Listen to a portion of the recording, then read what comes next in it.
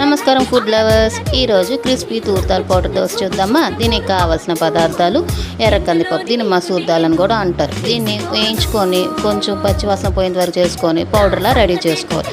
వరి పిండి కూడా కావాలి అండ్ కారం.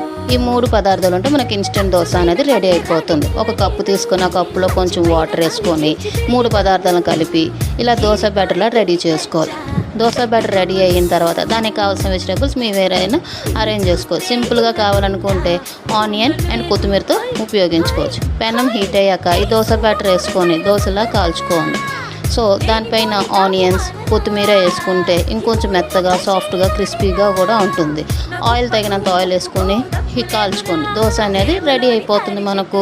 సో ఆఫీస్కి వెళ్ళే వాళ్ళకి, స్కూల్కి వెళ్ళే పిల్లలకి ఇలా ఇన్స్టెంట్ దోశ అనేది రెడీ చేసిస్తే టైము సేవ్ అవుతుంది. మనకు ఎక్కువ టైం తీసుకోవాల్సిన టైం పీరియడ్ కూడా అవ్వదు. సో దోశ అనేది పిల్లలకి నచ్చుతుంది, మనకి ఈజీగా ఉంటుంది. ఇలాంటి సింపుల్ వీడియోస్ కావాలి అనుకుంటే like, share and subscribe Teju Vidhu channel. Thank you friends. Bye.